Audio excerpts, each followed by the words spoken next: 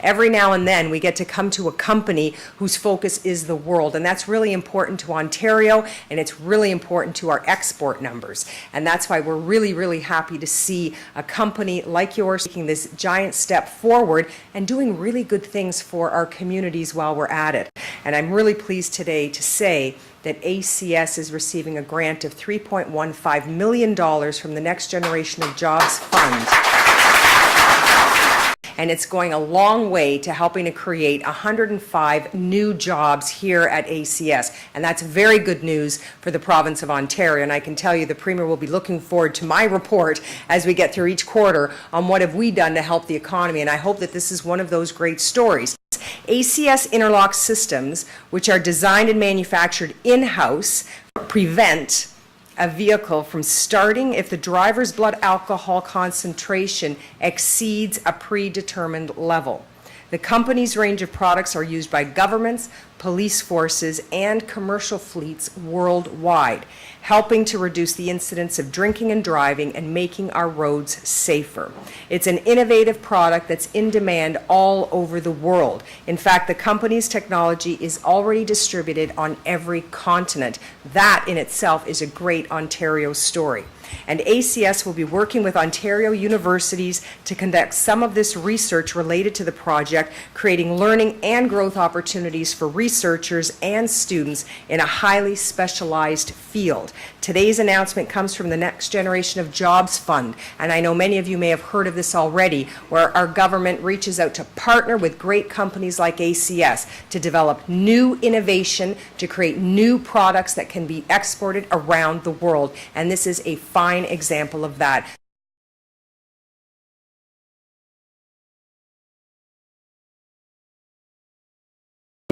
I need us to take a moment just to listen carefully to what I want to say. The people in this room are saving lives. That's an important aspect of who we are as a society. We are talking about an economic driver, the economy, jobs, investment, money. But the most important aspect of this is I just want you to understand that that person getting behind the wheel using this implement is not drunk. And that's important to recognize. So I want to thank you, Minister, for recognizing the important economic engine that this is, but also on the social side, the carnage that takes place on the roads when people are drunk and they're driving needs to be addressed. And I want to say to you that there's more to come. I want to work with Felix, and I want to work with the minister, and I want to work with the other ministries to continue our road, what Europe is already doing. And it's my intention to encourage our government and maybe even introduce a private member's bill that speaks about other ways in which we can use your product to keep kids safe, to keep kids away from drunk drivers, and there's a way to do that. And I look forward to working with MAD, I look forward to working with people in France and everybody else to continue the good news story that we're announcing today. So, Minister, it is a good news story. It's a great news story because what it says is in the middle of an economic downturn, we can come together, and as I like to say because of my past, we can play in the sandbox together and get it done. Governments of all levels, social agencies, and the private sector. Thank you for saving lives. Congratulations.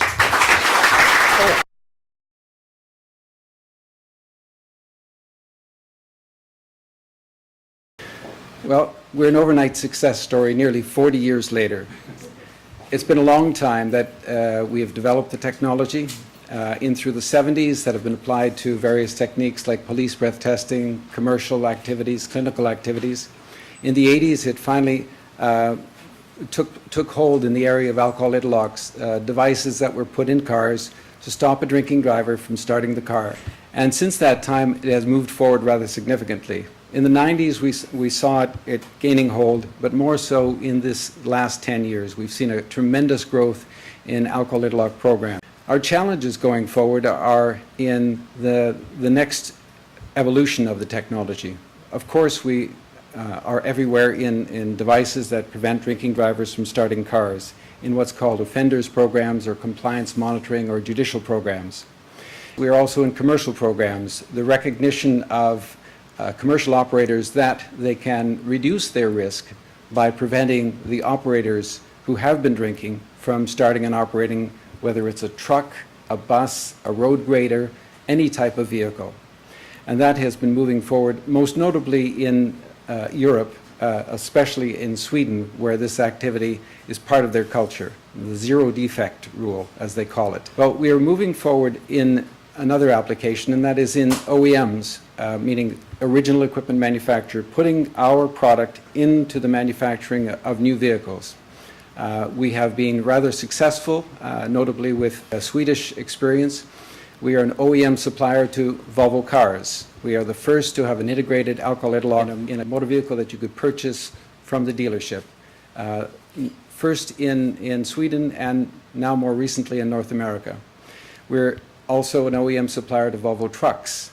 In all of the big rigs that they manufacture, our product is available as standard equipment.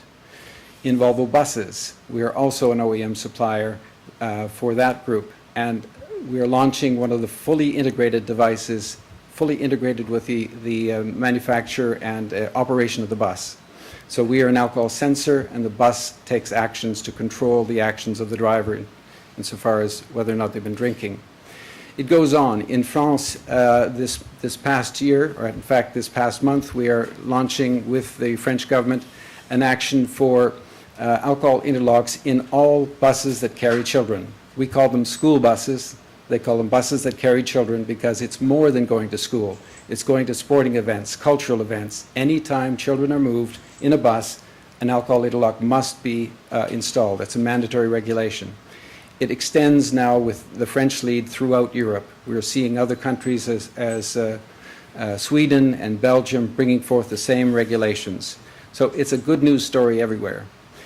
We have a sensing technology, we have a development technology, but how do we move forward in the next 3 to 5 years? We have focused on our absolute heart of the sensor, the sensing technology, and we know that we have to do it better.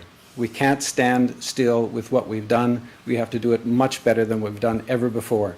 We're in vehicles everywhere in the world, and everyone is depending on the use of vehicles.